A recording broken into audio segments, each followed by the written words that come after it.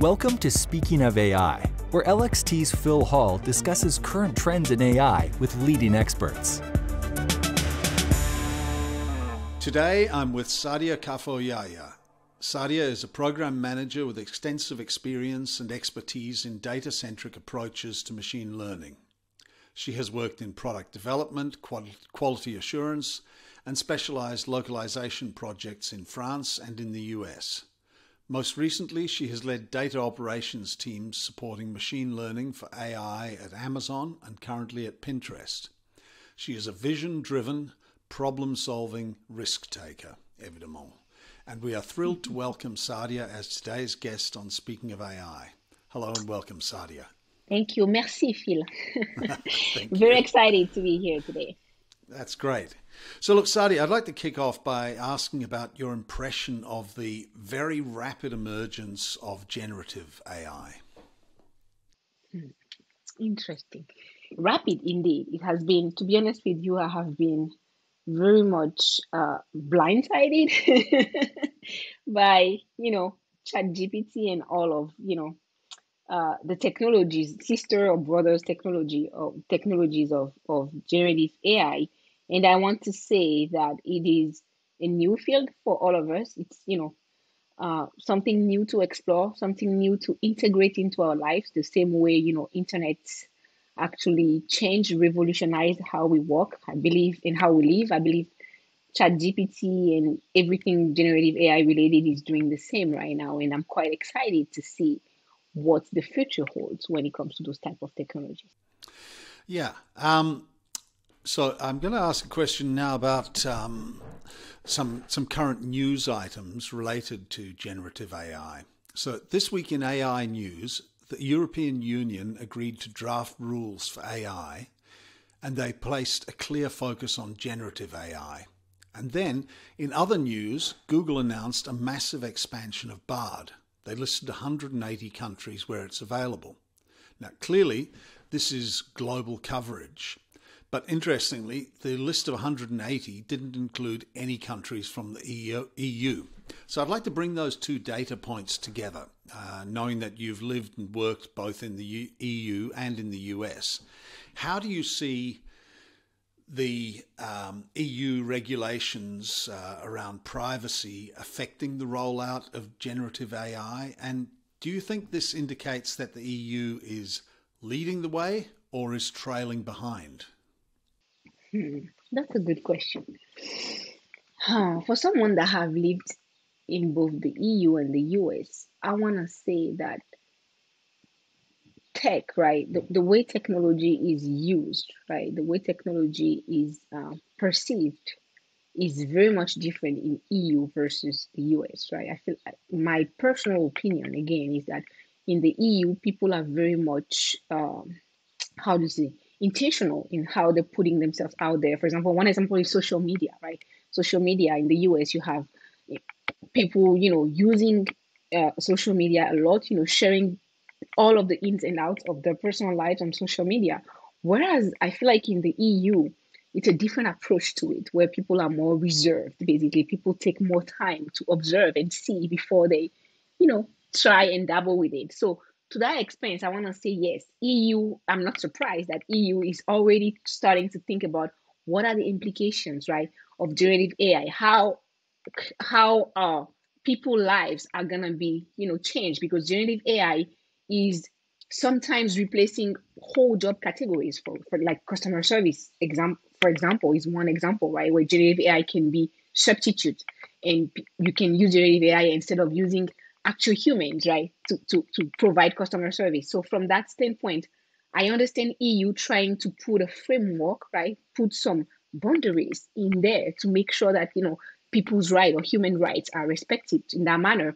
And from that, I want to say that they're kind of a pioneer, in my opinion. I don't think they are falling behind. I think they're asking themselves the right questions, right? Because as I said, this will impact our lives for the right, for good or for the good reasons or the bad reasons. It is going to impact our lives. And I think it is good that the government is having, in the EU, is having those thoughts and trying to think ahead of, hey, how would this impact people, and then putting laws in place to prevent any abuse or any any risk there. Yeah, no, that makes a lot of sense. Thank you. Yeah, it does seem like it's a real cultural orientation. It's not just people and technology. It's people and culture and technology, and there's something immovable there that you can't just dismiss. I agree with you. Yeah, this because generative AI is new, right? And I don't think those people from the government, right, have any expertise in generative AI. But still, they're going out there and say, "Hey, let's understand this thing, and let's culturally, right, because we want to preserve our culture somehow. Let's make sure that this, help us keep boundaries in place." Yeah, I agree with your comment. Now, recently, LXT, well, in fact, twice in recent years, we've carried out research projects to talk to organisations that are rolling out AI programs, and something that's very relevant, I think, to your current role and your recent roles, is that we found in our survey that there was a real concern over data quality. So I have some questions about data quality for you. So how would you define data quality? How important is it from your perspective? And what are the risks that you take if you miss data quality? That's a very good point you're mentioning here. And um, data quality. So when you think about not only generative AI, but any type of machine learning model, right? When you think about it, at some point, right, for those models to be able to perform at the level they do, they have been provided with some type of data, basically, right? There's the data that feeds into the model, there's the infra behind the model, there's the code behind the model, and then that model outputs something, right? Which is sometimes recognizing an object, or localize a text in a paragraph. So historically, right, the way quality has been addressed when it comes to machine learning models was to look at the code and try to fix the code, or look at the infrastructure behind it and try to fix that, basically. But in the most recent years, I want to say the last 10 years, the focus has been shifted into the data itself. Because there is this say in machine learning when they say garbage in, garbage out. Meaning, if the data you serve to your model is not of high quality, then the performance of your model will be directly impacted by the quality of the input data, basically. And that's where what I'm doing right now evolve the role that I have, which is ML data ops, where you have people like me that helps engineering teams or data scientists figure out what is the best approach to get high quality data to have a performing model. So data quality always starts with what are we trying to do?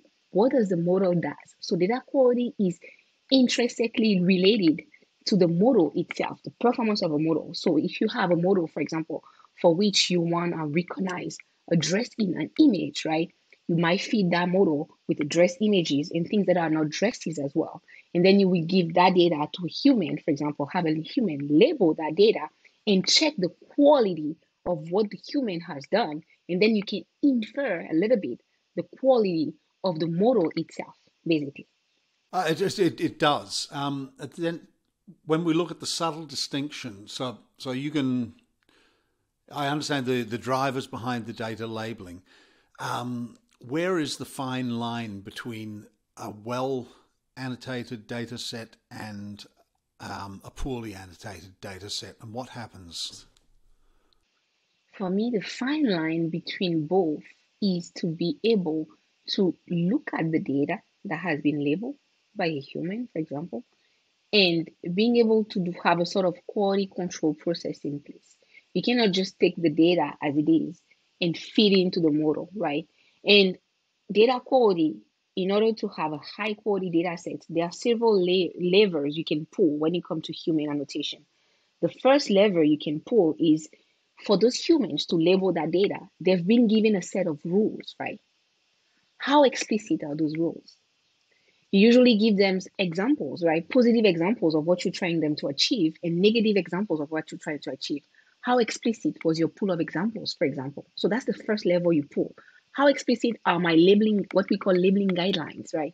How explicit am I into explaining what I'm trying to do and laying down, right, what I need them to give me exactly? That's the first thing. Second thing is the quality of the data itself. Does the data represent what I'm trying to achieve? For example, if I want a model to recognize dresses, am I feeding the model with various type of data, dresses, but also non-dresses? Or am I just giving the model dresses only, or a given type of dresses, basically? So the variety also in the type of data you feeding the model determine quality here.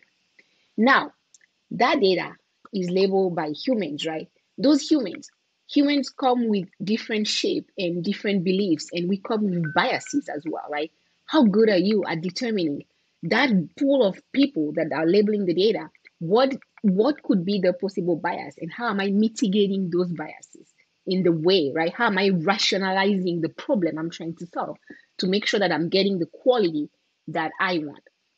And one last thing that I want to add is that one challenge that I haven't figured out yet about data quality is you give usually, in order to train a model, you have, I want to say, sometimes millions, right, of judgment, so of human labels, right, that you feed into the model, but you cannot look at every single judgment, right? So you just look at actually a subset of that, which gives you an idea of the overall. So also your sampling strategy, the way you sample that data matters, right? Because if you skew toward a given category or not, that will skew quality as well.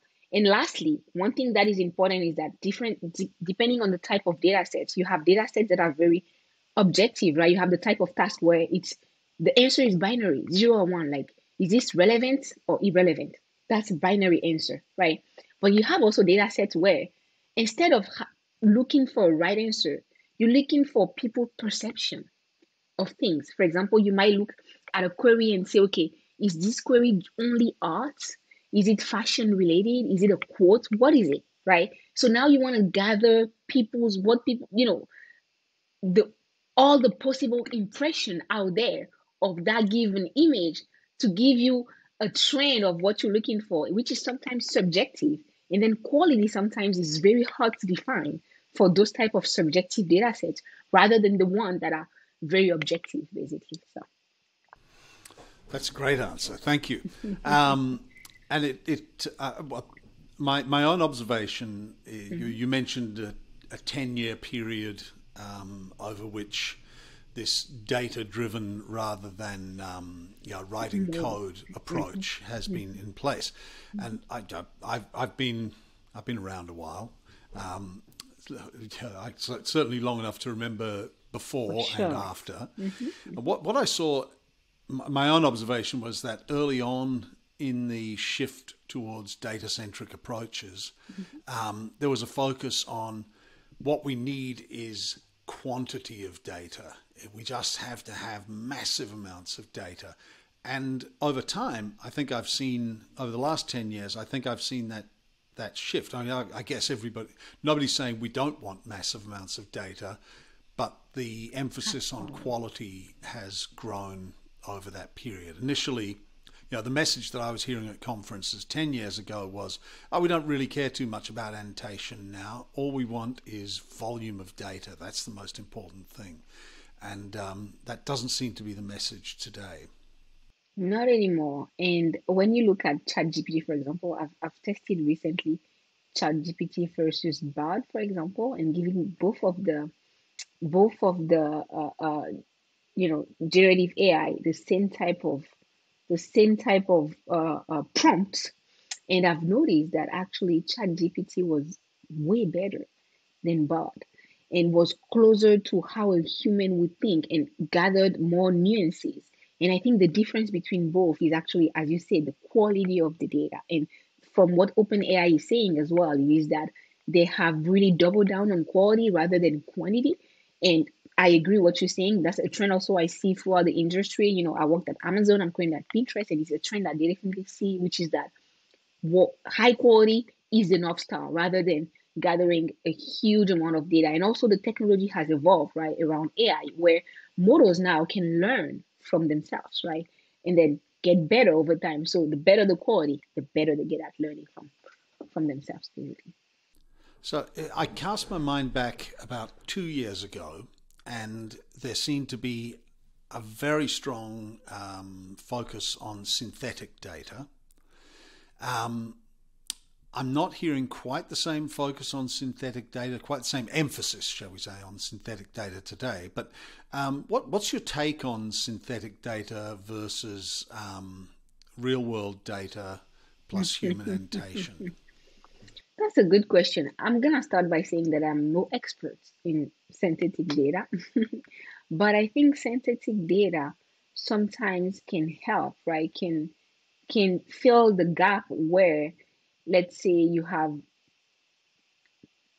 companies, for example, that cannot afford to have human labels, because collecting human labels or real world data costs money sometimes. You have, of course, public data sets that can be used, right?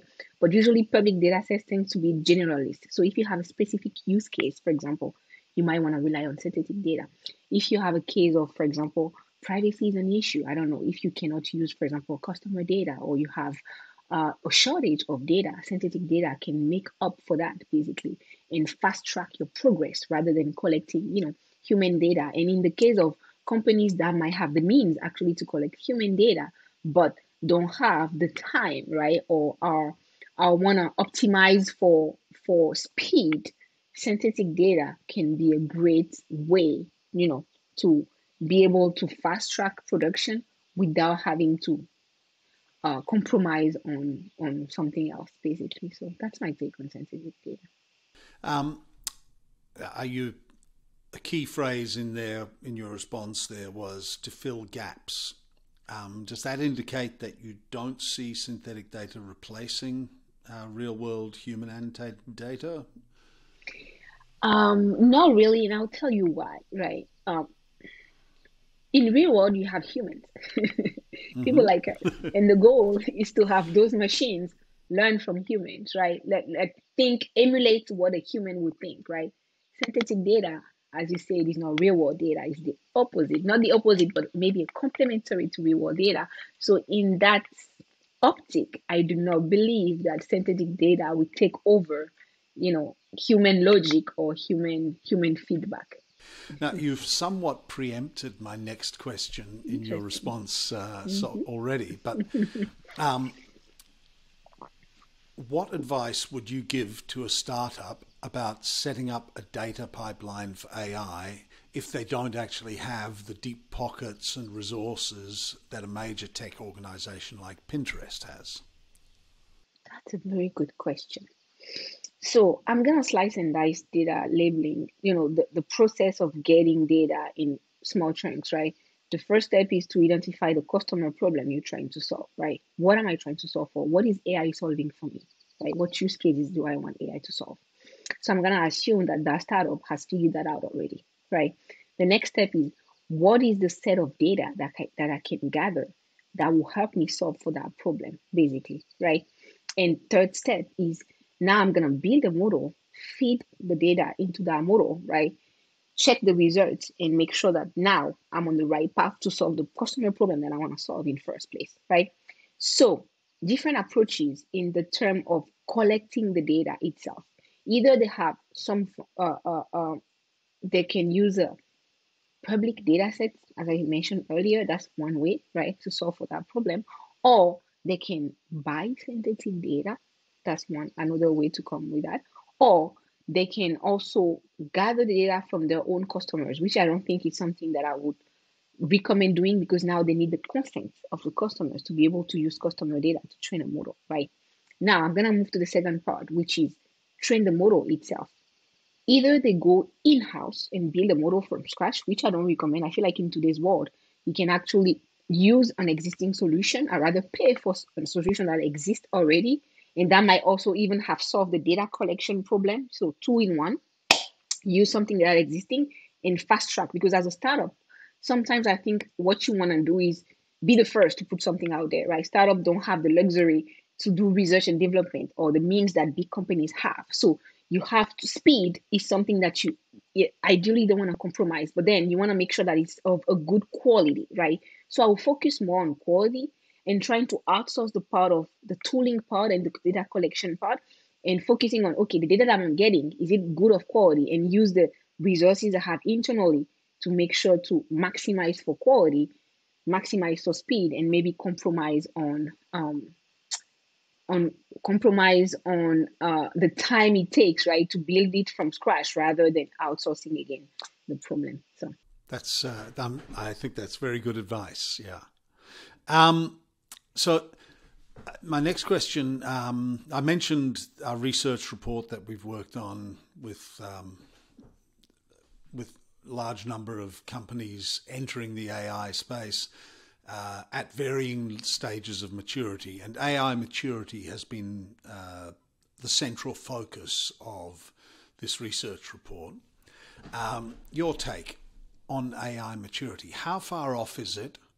And what will it take to be able to say we are achieving AI maturity globally and locally? so two questions. First one is, how would we say AI maturity is?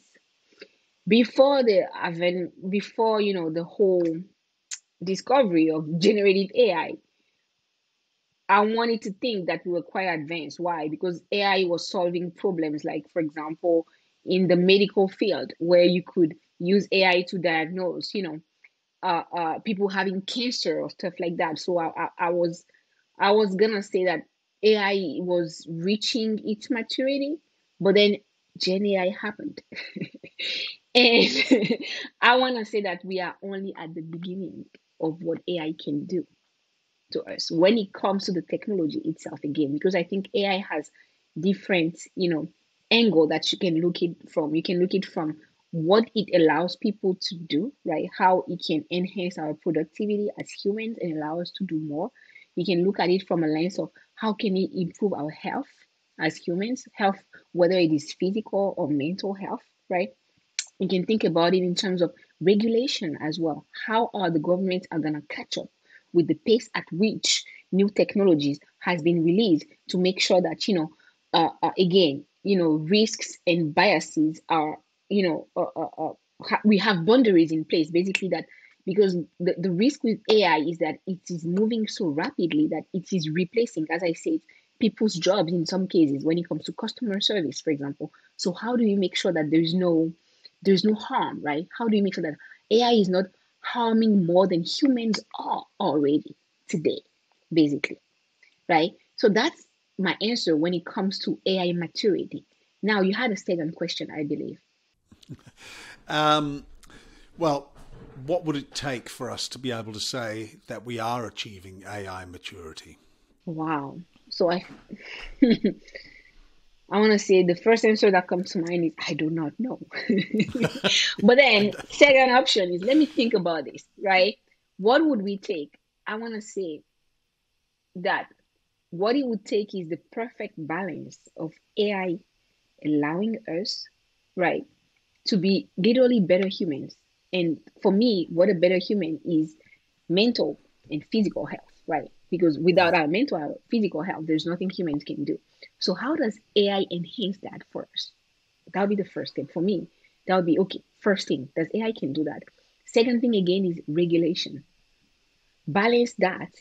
So there's a balance between what AI can do to enhance our lives and what AI can do to harm us, basically, because we're just at the beginning of this and we have no idea, right, what those technologies can do, right? So that would be for me the balance of, AI being mature, basically, where we reach a point where we can use it to for our own good and our own benefits without, harming humanity, basically. That would be the best next answer I would give to this question. And that is really is a great answer to the question. Thank you. I'm not sure that when I think about the maturity of our own research on this, even our research is so far behind that stage that we would need to That's be at to make this meaningful. But I love the great. way you framed that. So I'm going to close off with just one more question. Or I say another two-part question. But if you were the person running this interview, what would be the big question that you would want to ask yourself, and what is your answer to that question? I thought about it before the interview, and it was about regulation and laws, actually. So you have grilled me a lot on that. Ah, yes. That was the first thing that would come in mind because AI is new. Everyone is surfing on that train. But then, what are the implications, right, for when it comes to our laws? So, what question didn't you ask me today? That's a good point. Let me think about it. I think one question that you would ask me today is, do you think AI will take my job? Yeah, that's that is a question. That is a question that I think you could have asked me, and the answer to that, if I were to answer that own question, I don't think anytime soon because I believe humans are unique, right? We have each of us have a unique way to approach our jobs today. And from what I'm seeing so far from generative AI, the the the the capabilities that they have are quite generic. They don't have that edge that every human being has. And also AI don't feel emotions as far as I'm aware. Those, Mm, those are senseless machines, if I may yeah, say. So I do not believe that AI will replace me or my job anytime soon. yeah. Actually, you've made me think of something that hasn't occurred to me before, which is as this very small set of generative AI products develops, Hmm. Hmm. to some extent, they will each develop personalities. But we're talking about what right now we've got the two big ones, ChatGPT and Bard. We God. know that others, Amazon and others, are working on their own Hmm. personas. That's maybe less than 10 personalities. Every day I deal with hundreds of personalities, and there are billions of personalities out there. It would be a shame to have a set of 10 dominating our consciousness. Exactly. And that would be Yeah. related to, again, biases in data, which we were talking about earlier. Those models right now are biased toward a given type of, as you said, personality or Mm. mentality and do not represent, the world at the moment. So Yeah. we'll see. Well, that's a big enough topic that perhaps we could revisit in 6 months or a year and have you Exactly. back for a further conversation Why where we not? just focus on culture. Hmm. That could be great. It would be. Sadia, thank you so much for Hmm. being our guest today on Speaking of AI. Your answers are deeply thoughtful and very interesting, and I'm sure people are going to really enjoy listening and watching the interview. I can't thank you enough. It's been great having you on the show. Thank you very much, Phil, for giving me this opportunity. I don't get it often, so I was very excited to be here. I enjoyed also the thoughtfulness of your questions. So thank you for having me. Wonderful. Thanks again. Bye bye. Bye.